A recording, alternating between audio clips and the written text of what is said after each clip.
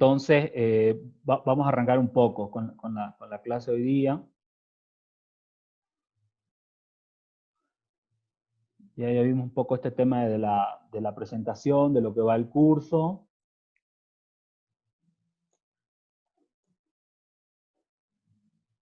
Bueno. Ya también la sesión pasada hablamos un poco de lo que era qué es lo que es la econometría, ¿no? Para qué nos sirve, pero esta vez quiero llegar un poco más allá, ¿no? O sea, ¿por qué los economistas o algunas personas que no son economistas estudian la econometría, ¿no? O usan la econometría, ¿no?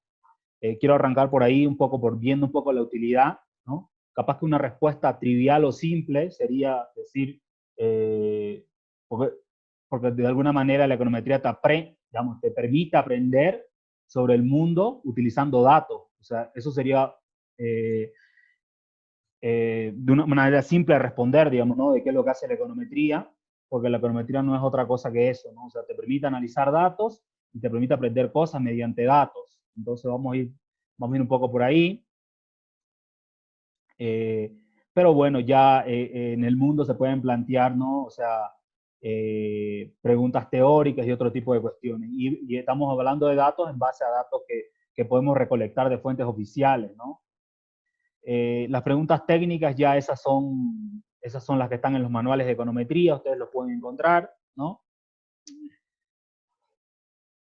Bueno, entonces sigamos sobre esta idea de por qué aprendemos econometría, por qué es importante aprender econometría, ¿no? Veníamos la sesión pasada un poco comentando este tema de si reducir un tamaño de clase podría mejorar la educación, en todo caso, bajo la hipotética situación de que decimos que las clases actualmente en los colegios primarios y secundarios son algunas veces 40 estudiantes, ¿no? O 30 estudiantes. Reducir a 20 estudiantes, ¿será que eso mejora la educación?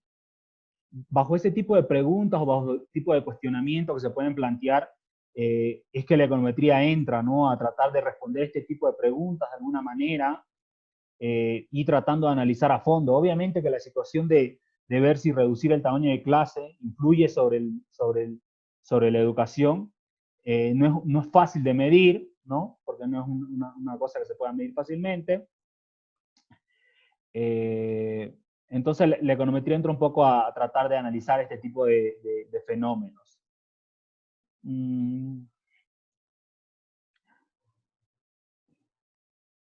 Bueno, en todo caso también se podría analizar esa misma situación esperando ciertos efectos, ¿no?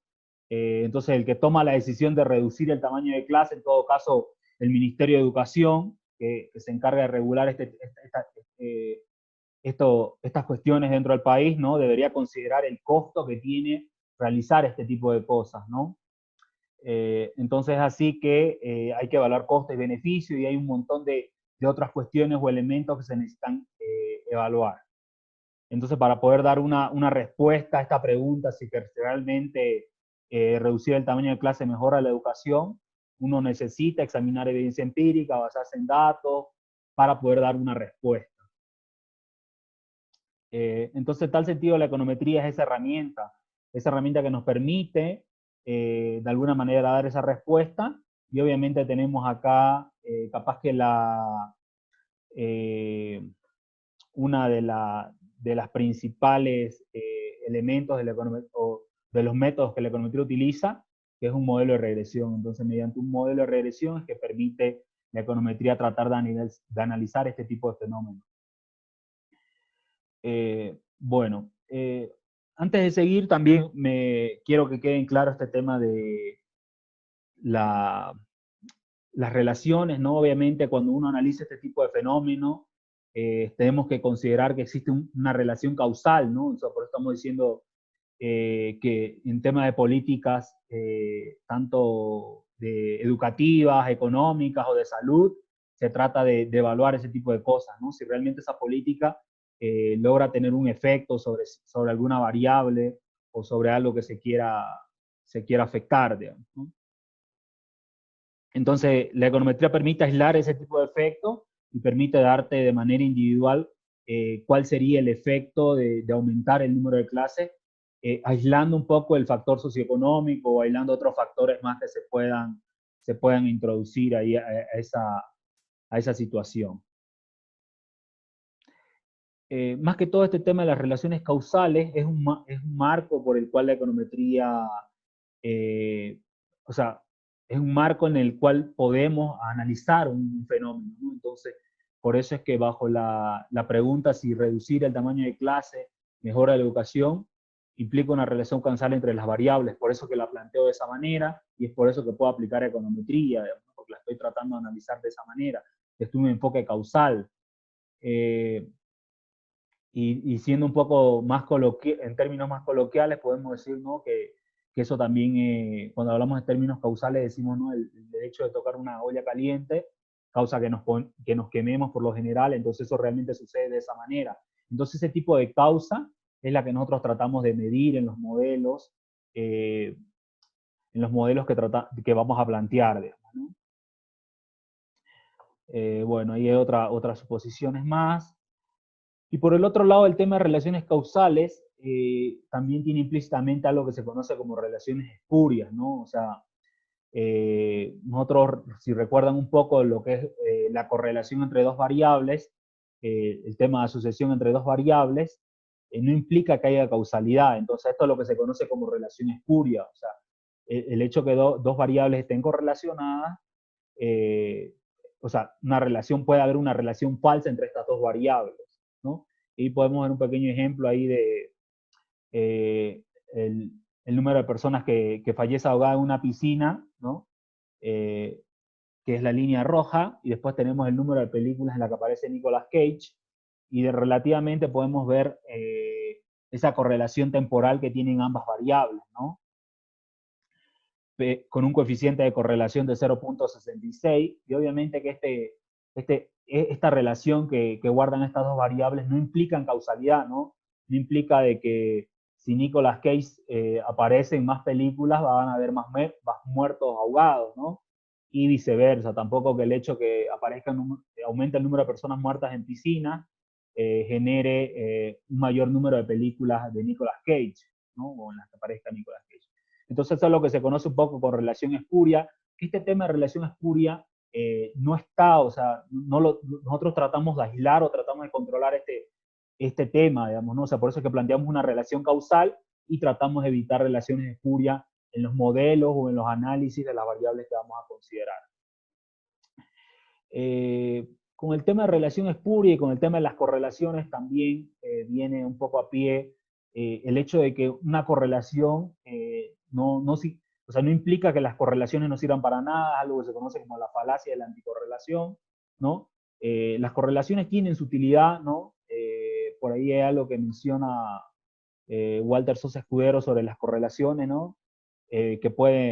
Son aseveraciones que se pueden dar, ¿no? Que pueden existir correlaciones entre variables sin causalidad, puede haber causalidad sin correlación también, sucede eso, y la causalidad puede ir en una dirección y la correlación puede ir en la opuesta, entonces también puede suceder eso. Con relación a lo que venimos del software, ¿no? Es importante un poco aclarar qué es, ¿no? Ya decíamos un poco la sesión pasada, ¿no? Decíamos que es un paquete econométrico y estadístico, y supuestamente, según la compañía, de pronóstico moderno, ¿no? O sea, es una herramienta que te permite hacer pronósticos. Capaz que una de las ventajas que más tiene IBIOS es poder hacer este tipo de pronósticos. La evolución que ha tenido IBIOS, a diferencia de otros softwares que se ha enfatizado mucho en análisis de serie de tiempos, ¿no? Entonces, cuando uno analiza series de tiempo, relativamente lo que quiere hacer es pronóstico. Entonces, por eso su potencia por ese lado de IBIOS. Bueno, también está la interrogante por qué utilizar IBIOS, ¿no? O sea, por qué no utilizamos otro tipo de software. En todo caso, es por la interfaz que tiene IBIOS, de alguna manera que es cómoda, por lo acostumbrado que estamos a manejar Word, Excel y otro tipo de formato de Windows. Y bueno, y por esta facilidad también que se integra muy fácilmente a Windows. ¿A qué quiere decir esto?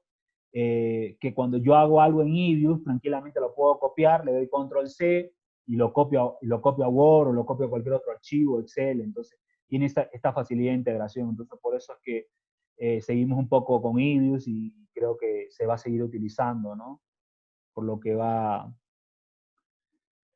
Ok, bueno, ¿dónde puedo encontrar más información? Por si acaso Ibius tiene una página oficial, ustedes pueden encontrar ahí tutoriales y un montón de otras cosas más, si a ustedes les interesa, que ya lo veíamos un poco eso.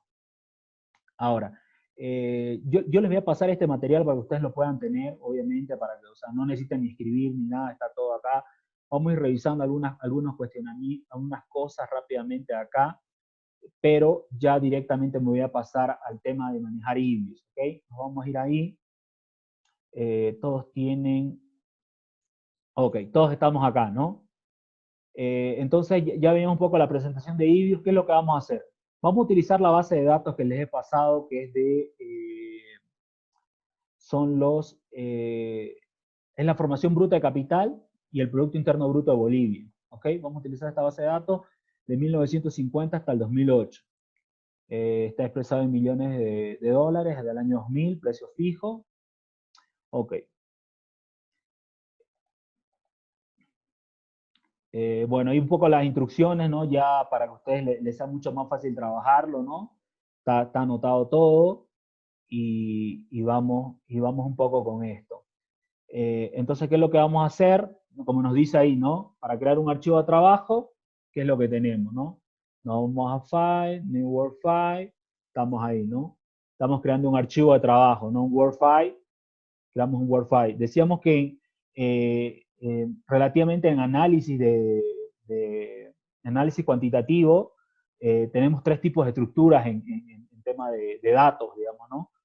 Tenemos datos no estructurados, tenemos datos de regular frecuencia y tenemos un panel balanceado, ¿no? Datos no estructurados decimos que es cuando tomamos una muestra respectiva, ¿no? O sea, de 1000 personas agarramos a 500 personas y a esas personas les preguntamos sobre su ingreso, les preguntamos sobre diferentes cosas y esa va a ser nuestra muestra, ¿no? 500 personas, digamos, ¿no?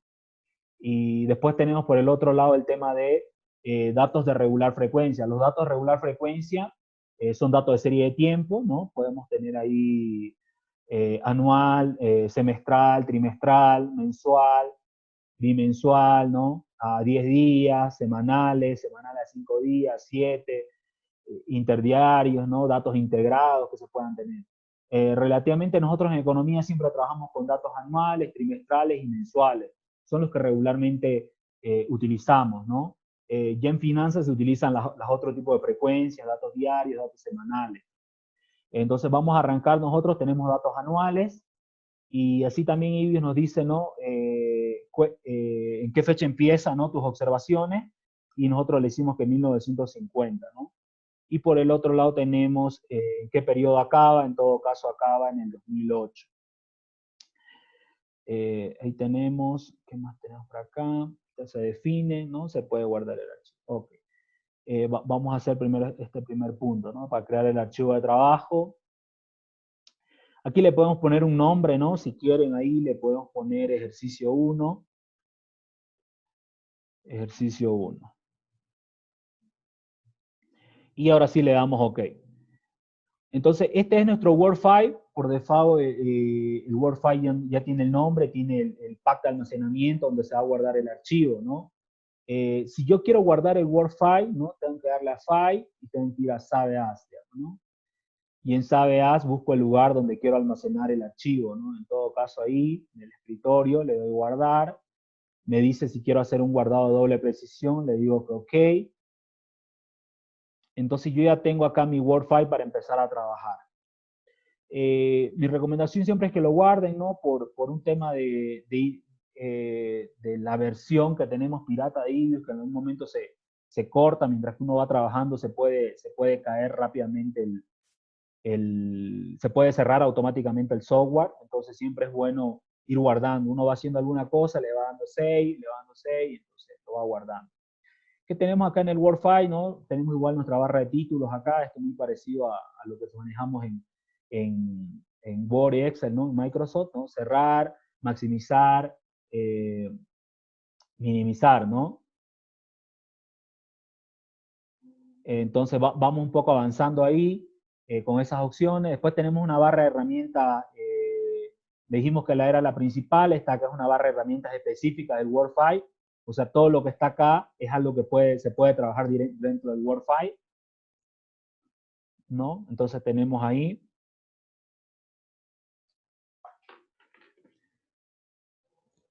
Después tenemos aquí el tema del range. El range es la estructura del WordFi, ¿no? Ya nosotros lo hemos definido, hemos dicho 1950-2008, son 59 observaciones. Después tenemos el sample, que el sample te permite mover un poco la muestra. O sea, yo puedo decir que quiero hacer un análisis acá, a ver, 1980, 1980, espacio 2008, digamos, ¿no? Y eso automáticamente me va a ajustar el sample, digamos, ¿no? O sea, todo el análisis que se vaya a hacer se va a quedar con ese sample por default, o sea, yo lo he ajustado, pero no puedo hacer viceversa, no puedo cambiar la estructura del range y aquí queda 59. Entonces, porque esta acá es la estructura del documento. Entonces, vamos a darle aquí, @all. Ok. Ahora, después tengo acá y tengo este espacio en blanco donde empiezan a trabajar. eViews trabaja con objetos. Entonces tenemos acá un objeto que es el objeto beta y después otro que es un objeto serie que está por default. Siempre van a estar al momento que uno crea un WordFi, siempre van a aparecer estos dos objetos. En este caso, el objeto coeficiente, que es que si yo estimo un modelo de regresión, ¿no? Por default, los coeficientes de regresión se van a almacenar acá, ¿no? Entonces lo voy a tener ahí. Y por el otro lado tengo el tema de RESID, ¿no? Que es el uchulito dentro de un modelo de regresión, que por default, si yo le estimo un modelo, se va a almacenar acá. Entonces ahí está, tengo esos dos. Sigamos a ver un poco lo que les he exportado. Ok, ahorita leo.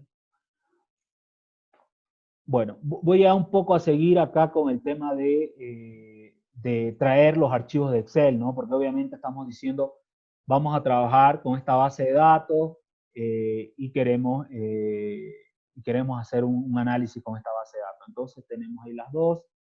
Ibis tiene múltiples formas de realizar este tema de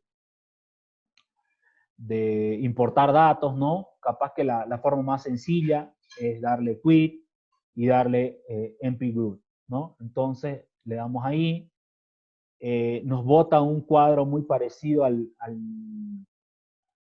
Excel, ¿no? Tenemos acá, dice 1950, donde avanza, le damos clic a esta flechita que está aquí arriba para subir un poco, y le vamos a dar clic sobre la línea, ¿no? De 1950 arriba. Esta línea acá es para poner el nombre, o sea, toda esta primera línea me permite poner el nombre. Entonces, cuestión de que yo voy a ir al Excel, y en el Excel voy a copiar este nombre corto que le he puesto a la formación bruta, capital y al PIB, selecciono los valores, control C, y estoy ahí, le doy clic derecho, o le puedo dar control V directamente, y puedo pegar los valores, ¿no? Y si ustedes se fijan, automáticamente eViews lo que ha hecho es traerme una variable que se llame K, ¿no? Y otra variable que se llame pick. Entonces tengo las dos variables ya en el eViews, ¿no? Entonces lo que tengo que también hacer es verificar que estoy llevando bien los datos, por si acaso siempre hay algún problema acá.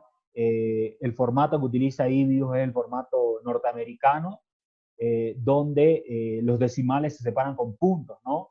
A diferencia de nosotros acá en la parte sudamericana, utilizamos la coma como separador de decimales, ellos utilizan el punto. Entonces yo tengo que verificar que aquí esté el punto, ¿no? 64.85, porque si dice 64.85 puede ser que yo tenga un error y no me lo lleve como debía llevármelo. Entonces tiene que ser 64.85. Y verifico que mis datos se están llevando de la manera correcta. Eso es importante, o sea, lo primero, ¿no? Al momento de llevar los datos, es importante tener este tema o este cuidado, ¿no? Al momento de llevar los datos. Ok. Ahora, ¿qué es lo que pasa con si ustedes se fijan, este objeto que está acá es un objeto que tiene una letra G, dice grow, ¿no? Un objeto grupo, muy diferente al a los objetos que ya están acá, ¿no? Entonces yo tranquilamente esto lo puedo cerrar, me dice si quiero yo eliminar el grupo, le digo que sí, y cuestión de que yo ya tengo acá mis variables, ¿no? Formación bruta, capital y PIB.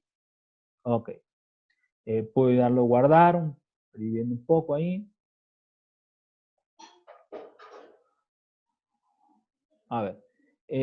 Después tenemos con el tema de abrir archivos de trabajo, relativamente siempre va a haber Word File, ¿no? Les decía yo que los Word File tienen este tipo de extensión, WF1 por default.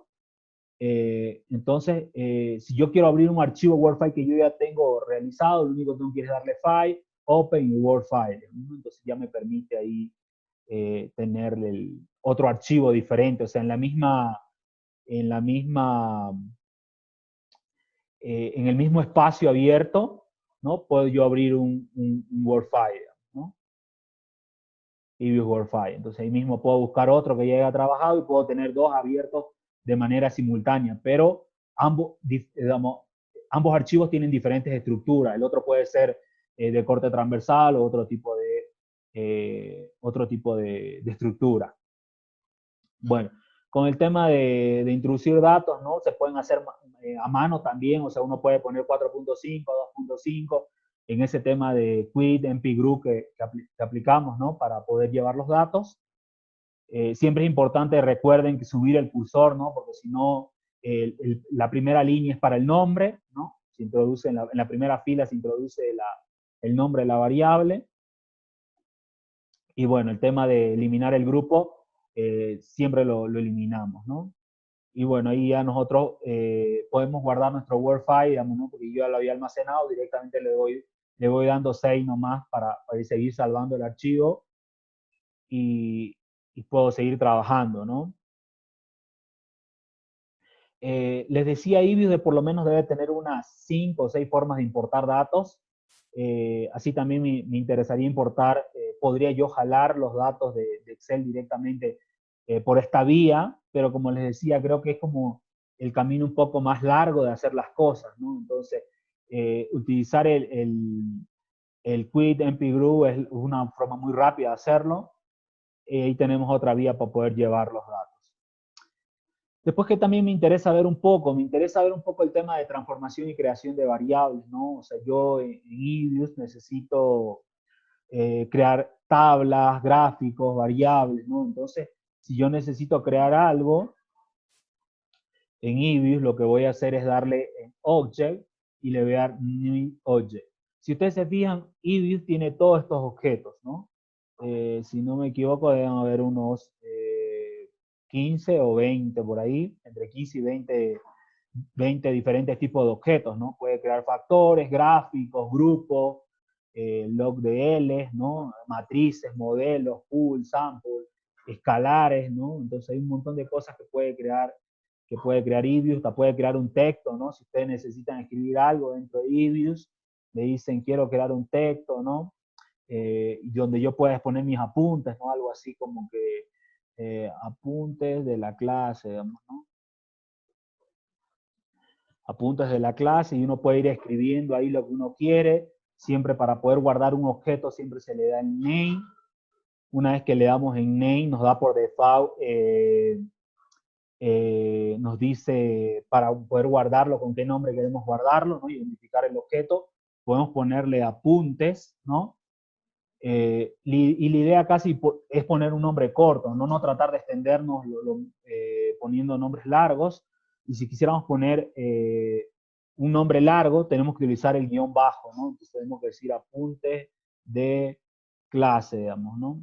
Entonces no podemos escribir con espacio acá y le damos OK. Y por default me lo almacena como un nuevo objeto. Eso con relación acá a los objetos que se puedan crear. De hablar un poco de transformaciones. Yo cuando quiero eliminar una variable, puedo tranquilamente darle sobre la variable y decirle delete, ¿no? O sea, yo para poder eliminar el objeto, cualquier objeto menos los que vienen por default, digamos, ¿no? Ibis no me dejará eliminar el receipt y tampoco el objeto C, ¿no? O sea, no los tengo permitido eliminar esos dos objetos. Eso con tema con relación al tema de borrar una variable, para renombrar una variable, un objeto. Tranquilamente nosotros le damos clic sobre la variable y tenemos la opción de rename, ¿no? Para poder cambiar el nombre cuando nosotros queremos. La otra sesión la tenemos el archivo ahí por el chat, ¿no? Para que puedan descargarlo y continuemos con el ejercicio que estamos viendo. Entonces, estamos en el tema de eliminar una variable, ¿no? Podemos eliminar, pero también, o sea, EViews trabaja con diferentes objetos, decíamos, se pueden eliminar, ¿no? Las variables que queremos, podemos cambiar el nombre a una variable, ¿no? Si por algún motivo decidimos modificar el nombre. Podemos editar una variable, ¿no? Esto también es importante dentro de EViews. Vamos a hacerlo acá, a ver. Bueno, puedo agarrar una, ¿no?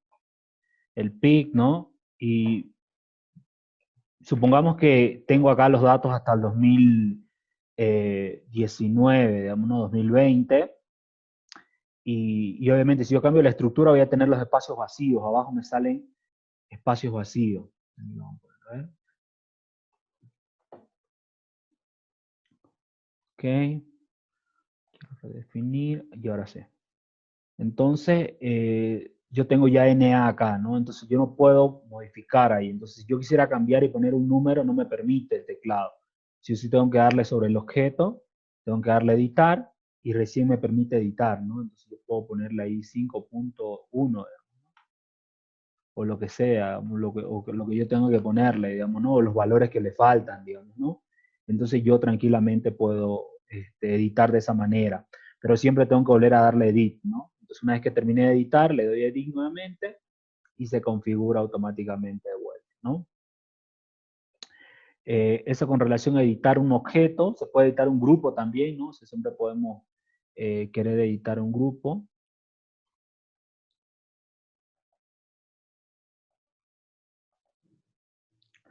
¿Qué más tenemos? Editar una variable. Sí, lo editamos en grupos. Bueno, también podemos crear una variable, ¿no? Relativamente es lo que vamos a hacer en este momento. Vamos a decir, ¿no? Voy a decir acá quit, ¿no? Me voy a dar generar una serie. Y en generar una serie tengo que definir lo que quiero generar. Y en este caso le voy a llamar LK. Le voy a decir, LK va a ser igual al logaritmo, esto es el logaritmo neperiano, de K, ¿no? El sample en el cual se va a hacer el cálculo, ¿no? Es el que está definido por default, ¿no? Y le doy OK. Entonces ya puedo ver acá que tengo el logaritmo de K. Ouch, pasó un error acá, ¿no? ¿Qué pasó? 2008. Hasta el 2008, tenía mis datos hasta el 2008, ¿no? Fui yo el que lo ajusté mal hace rato. Mi estructura está hasta el 2008 nomás. Sí. Ok. Ahora sí. Listo. Porque los datos observados eran desde 1950 a 2008. Entonces ya está bien el logaritmo, ¿no? Después puedo ver, ¿no? Si quiero hacer otro tipo de cálculo, en todo caso, para ver el, para ver el,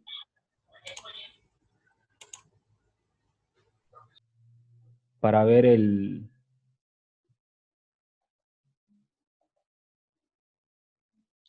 para ver el cálculo del crecimiento del PIC, también puedo calcular directamente el crecimiento del PIC, ¿no? Entonces me voy a ir a quit, generar series, y en generar series tengo que colocar la fórmula que permita hacer eso.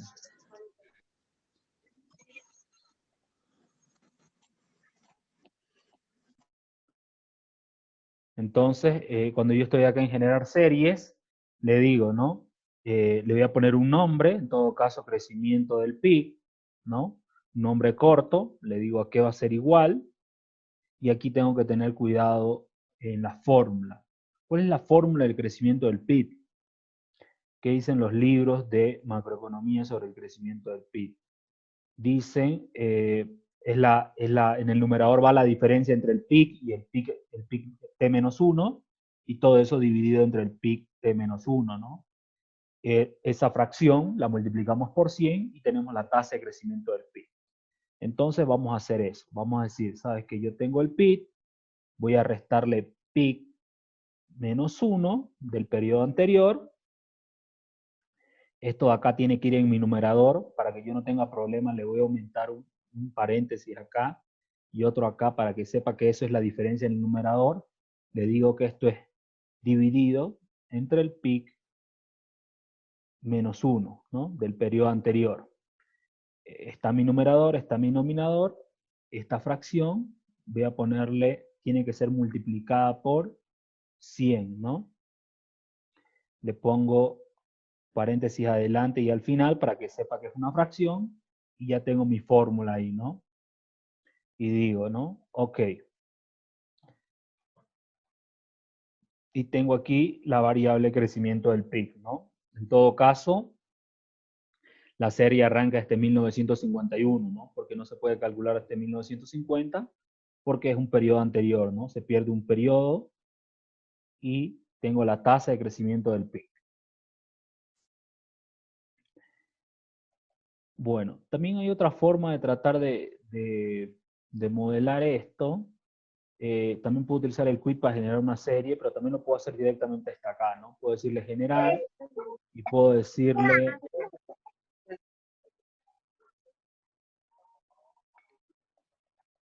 Miedo que sirve. ¿Ah? Yo tenía un miedo temblando. Estoy a dieta.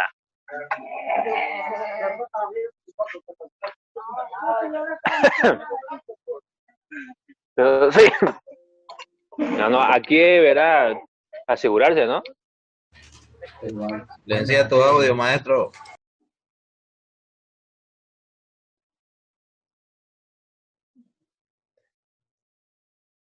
Bueno, estábamos viendo que había otra forma de poder trabajar esto, ¿no? Obviamente la idea podría ser decir,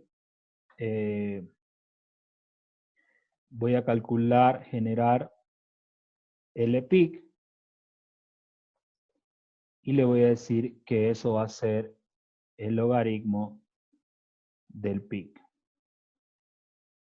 Entonces aplico el logaritmo del PIC, le doy OK, ya tengo el logaritmo del PIC, y este logaritmo del PIC le voy a decir, le voy a aplicar un diferencial. Entonces le voy a decir D de LPIC, que es la diferencia. O sea, ¿qué quiere decir que sea la diferencia?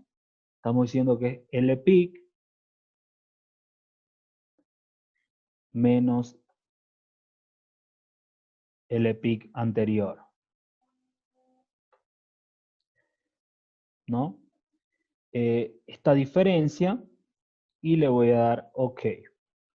Cuando yo tengo esta variable que es la diferencia del logaritmo del PIC, si ustedes se fijan, es algo muy aproximado a una tasa de crecimiento del PIC, ¿no? El único detalle es que yo no, esa diferencia no la he multiplicado por 100.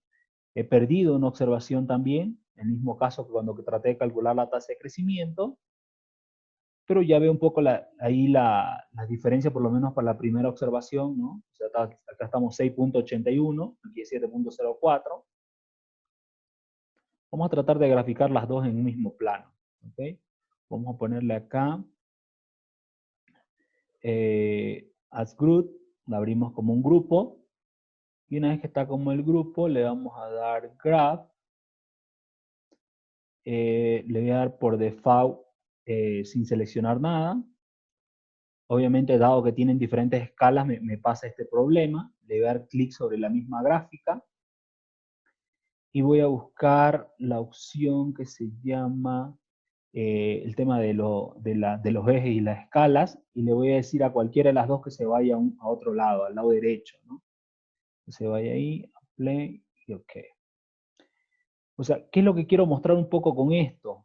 O sea, a pesar de que yo tengo el DL peak y tengo el crecimiento del peak, ambas variables tienen el mismo comportamiento, ambas variables de alguna manera tienen un promedio y tienen una varianza parecida, ¿no? O sea, no son iguales los valores, una está medida en diferencia de logaritmo y la otra está calculada en base al crecimiento, a la fórmula de crecimiento económico, ¿no? Que hay en los libros de macroeconomía. O sea, ¿por qué esta diferencia? Esta diferencia específicamente es porque nosotros relativamente en econometría trabajamos mucho con diferencias logarítmicas. O sea, nosotros tenemos una variable que se llama diferencia de logarítmica del PIB, y esta variable se aproxima al crecimiento económico. Entonces estamos tratando de modelar ese crecimiento económico del PIB. Y obviamente hay temas matemáticos adentro de esta fórmula de diferencia de logaritmo, que supuestamente es más preciso y un montón de otras cosas más. Entonces vamos a empezar un poco a trabajar nosotros con esta diferencia. Pero ya sabiendo que si lo multiplicamos por 100, tuviéramos una tasa de crecimiento. Ok. Solo era para mostrarles esa diferencia. Y ahora sí continuemos. Entonces, ¿qué es lo que vamos a hacer?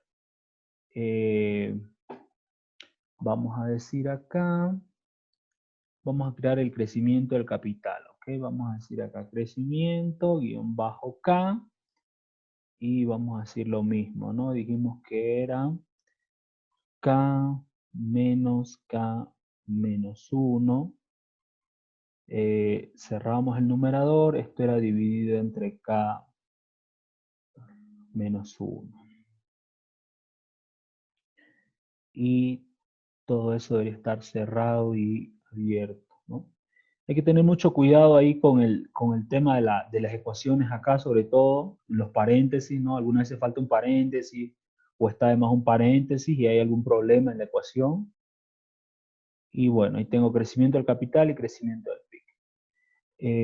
Vamos un poco a seguir, quiero ver, no quiero desviarme de la presentación que tenemos. Vamos a seguir. Estamos en tema de transformaciones, ¿no? Estamos siempre diciendo, podemos hacer todo tipo de transformaciones de las variables, podemos sumar dos variables, multiplicarlas, ¿no? Dividir, ¿no? Si hay un objeto, el detalle es que ese objeto, si yo quiero tener Y y digo que Y va a ser igual a X y Z, esos tres objetos deberían estar acá, ¿no? Acá debería estar Y, X y Z para yo poder hacer ese tipo de transformaciones, ¿no? Bueno, también puedo utilizar funciones estadísticas como sacar el promedio de una variable, puedo estandarizar, ¿no? Siempre se utiliza para el tema de los rezagos, de los retardos, se utiliza el menos 1, el menos 2, menos 3, hasta el décimo retardo que uno quiera definir, ¿no?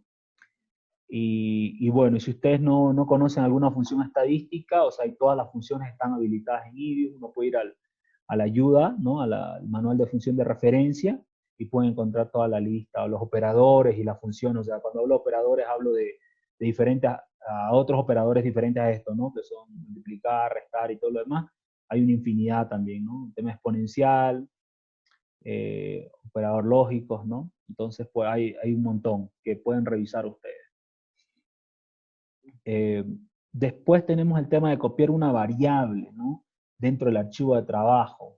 Esto también algunas veces se lo necesita, ¿no? O sea, por el hecho, digamos, que utiliza una serie para algo y después quiere utilizar ese mismo objeto para hacer otro tipo de cosas, yo tranquilamente puedo decir el crecimiento del PIB, digamos, ¿no? Y digo, o sea, lo voy a copiar y ahí mismo le digo pegar.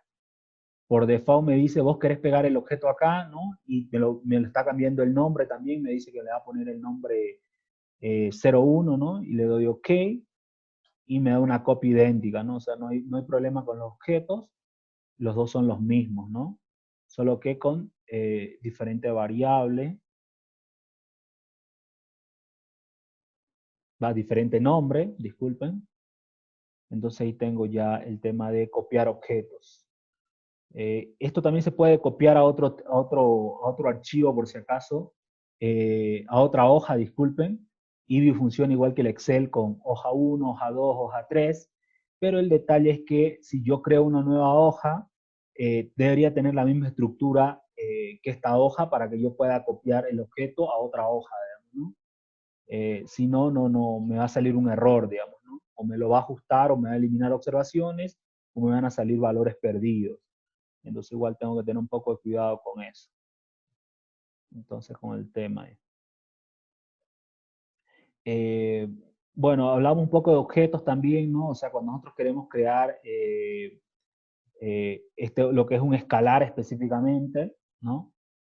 Podríamos hacerlo de manera directa acá, colocando el comando escalar. Escalar, tenemos que ponerle nombre en todo caso, si quieren podemos ponerle el promedio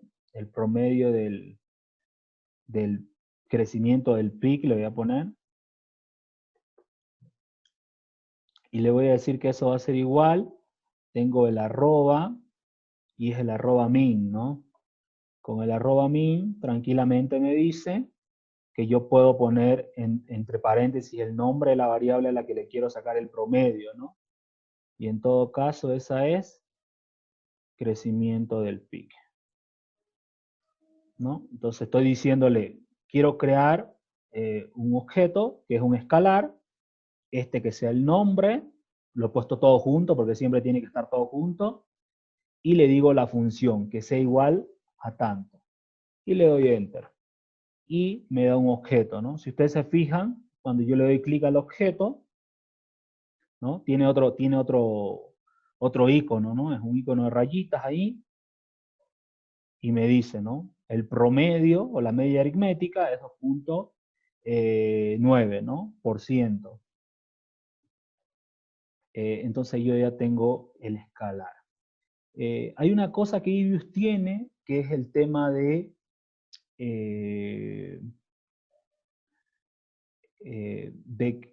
que no es, o sea, es insensible a las mayúsculas y a las minúsculas. O sea, yo relativamente puedo utilizar mayúscula para poner un nombre y lo puedo volver minúscula o viceversa, ¿no?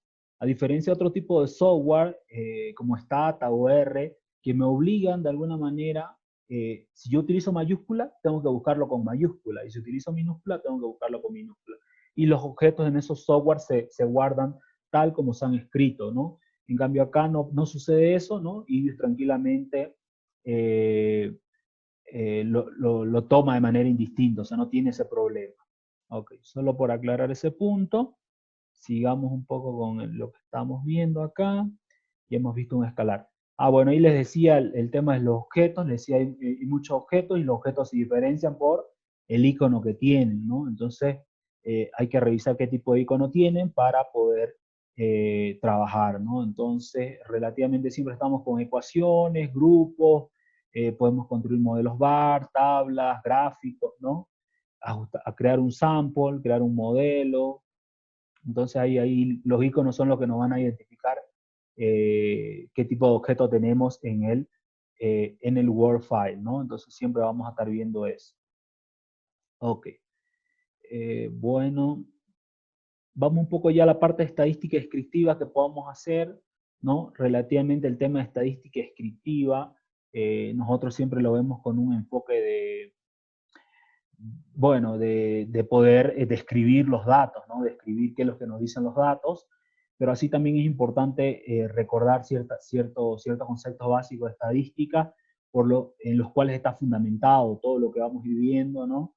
Que es recordar lo que es una distribución de probabilidad y que es una variable aleatoria, ¿no? Bueno, la ley de los grandes números, que tiene que ver con estimador, con las propiedades de un estimador, ¿no? Y bueno, y el teorema central del límite.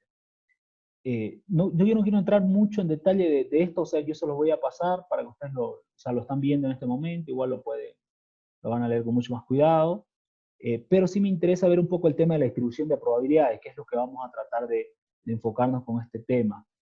Cuando nosotros vemos distribución de probabilidades relativamente, nos interesa ver los parámetros dentro de esta distribución de probabilidades, ¿no?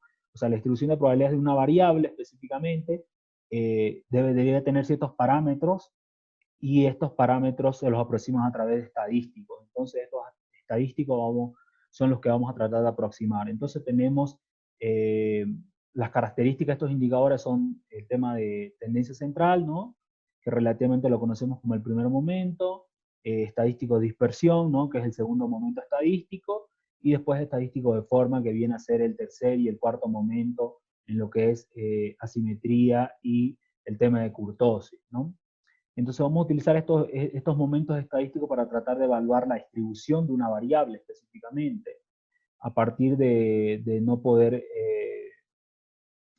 conocer el valor del parámetro, tratamos de aproximarnos a través de sus estadísticos. Bueno, seguro que ustedes ya vieron en su curso de Estadística 1 el tema de la tendencia central, ¿no? Lo que es la media aritmética. El estadístico más consistente, capaz dentro de los estadísticos de tendencia central. También tenemos la mediana, la moda y todo lo media geométrica, todo lo que ustedes van aprendiendo, ¿no? Pero la media aritmética tiene la capacidad de cumplir ciertas propiedades que a priori se desean de un estimador, digamos, ¿no? Bueno, no quiero entrar un poco en las detalles de las fórmulas, se las dejo yo ahí, ustedes lo pueden revisar en un manual, ¿no? También vemos después el segundo momento que decíamos la dispersión, que es el estadístico de desviación estándar, ¿no? Esto lo hacen manualmente, aquel software lo va a hacer directamente. El tema de asimetría, la kurtosis, ok. Bueno, me interesa un poco de este tema, lo vamos a ir haciendo acá. Estamos en estadístico descriptivo, ok. Entonces vamos a ello, vamos a trabajar ahí. Entonces, ¿qué es lo que vamos a hacer? Podemos hacerlo de manera grupal y también se lo puede hacer de manera individual, ¿ok? Hay dos formas de hacerlo. Vamos a hacerlo de manera grupal. Imaginémonos que tenemos muchas variables, en este caso tenemos dos, ¿no? Una que es el crecimiento del PIB y otra que es el crecimiento del capital, ¿no? Yo para poder seleccionar, ¿no? Le doy clic sobre el crecimiento del capital, sujeto control y le doy clic sobre el crecimiento del PIB. Cuestión de que las dos me quedan de color celeste, yo puedo darle clic derecho y le puedo dar abrir y le digo abrir como grupo. Es una forma esa, ¿no? La otra es la que estoy indicando en la presentación, ¿no? Que es a través del Quit y Grow Statistics, ¿no? También que lo puedo hacer. Pero esto es una forma. ¿Qué es lo que voy a hacer una vez que, por las dos vías vamos a llegar a lo mismo, que es llegar acá? Y cuando estemos acá, lo que vamos a hacer es darle Quit. Y después nosotros tenemos acá estadísticas descriptivas. Cuando nosotros vemos estadística descriptiva tenemos dos opciones, una que se llama muestra común y muestra individual.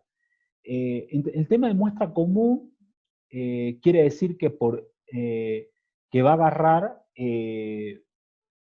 imagínense por X motivo, que yo solo el crecimiento del capital lo tengo hasta el año 2000, digamos, ¿no? Hasta el año 2000 y la otra la tengo hasta el 2008, ¿no?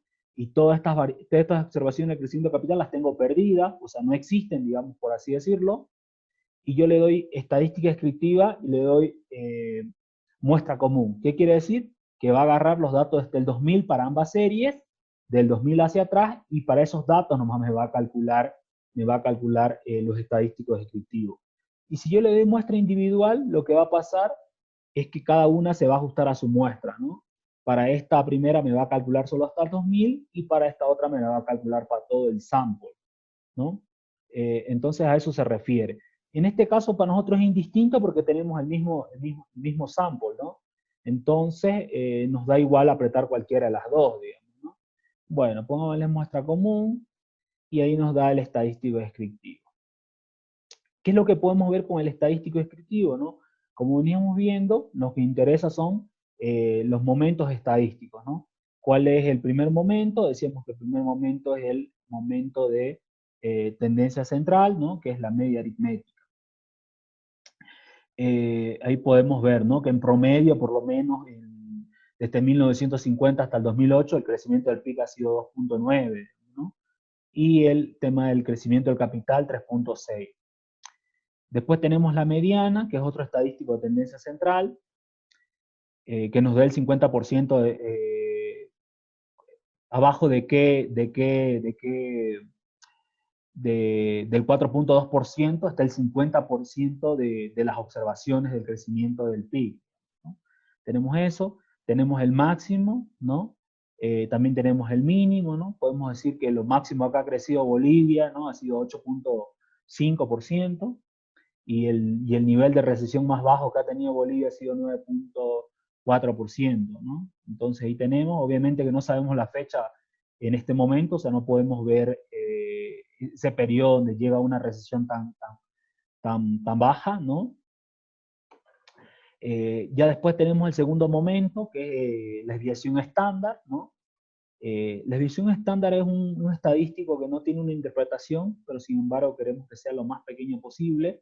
Si nosotros quisiéramos ver el grado de variabilidad que tiene la serie, lo que hacemos es decir, el promedio dividido entre la desviación estándar. Calculamos lo que es el coeficiente de variación, y en base al coeficiente de variación es que podemos nosotros, disculpen, es la desviación estándar dividido entre el promedio, ¿no? Multiplicado por 100, y ahí nos da el coeficiente de variación.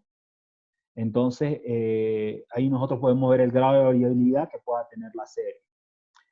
Por el otro lado, con el tema de asimetría, nosotros en asimetría queremos que el coeficiente sea muy cercano a 0, ¿no? Para que podamos decir que es simétrico, ¿no? Si en todo caso puede ser positivo y negativo, hablamos de simetría positiva, y por el otro lado de simetría negativa, ¿no? El tema de las inclinaciones de las colas en la distribución, y después el tema del apuntamiento, con el tema de kurtosis. Acá también decimos que tiene que ser igual a 3 el coeficiente, ¿no? O el estadístico, disculpen, para que pueda tener una distribución normal, o se aproxima a una distribución normal, que es lo que queremos. Nos interesa siempre que una variable se aproxime a una distribución normal, porque eso de alguna manera nos facilita la modelación, digamos, ¿no?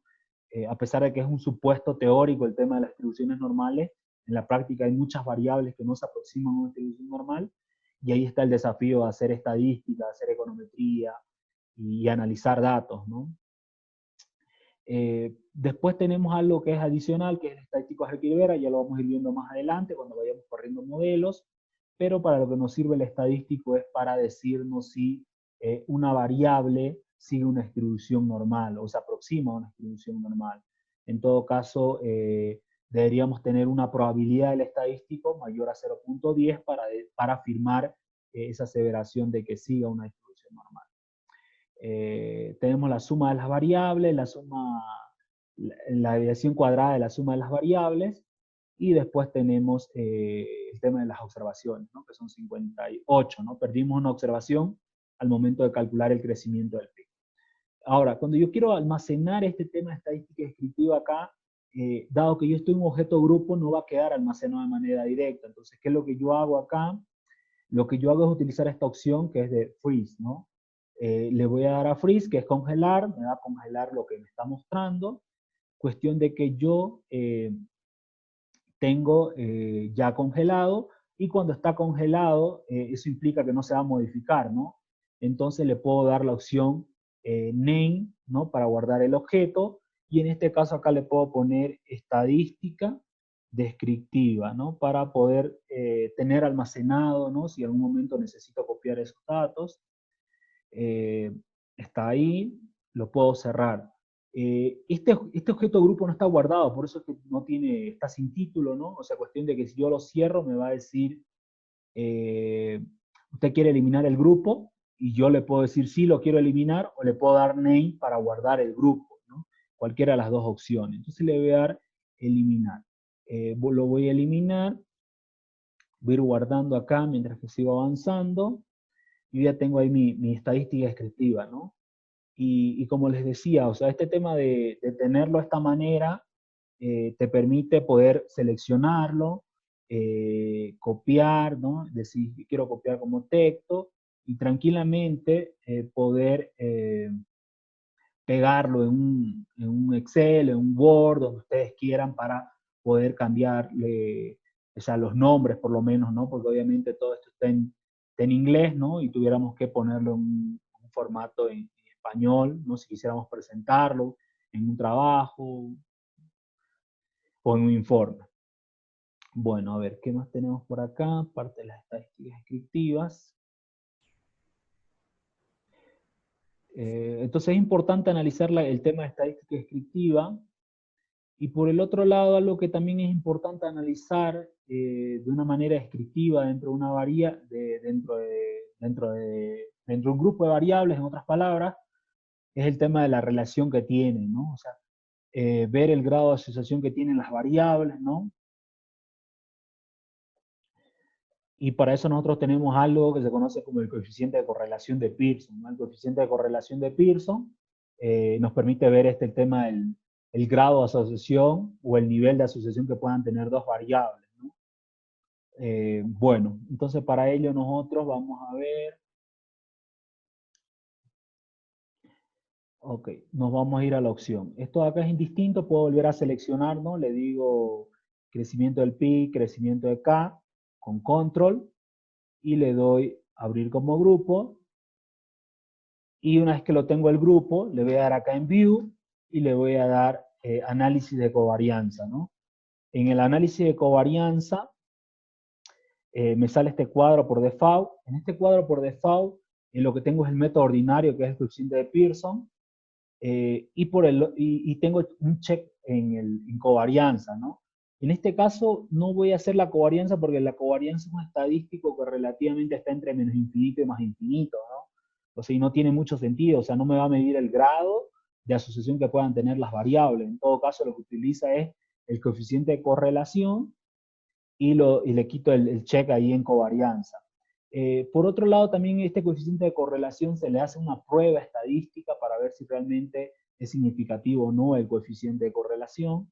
Para eso tengo habilitado acá el tema de un test estadístico, una prueba de distribución T, y su probabilidad de la distribución T. Y le voy a dar OK.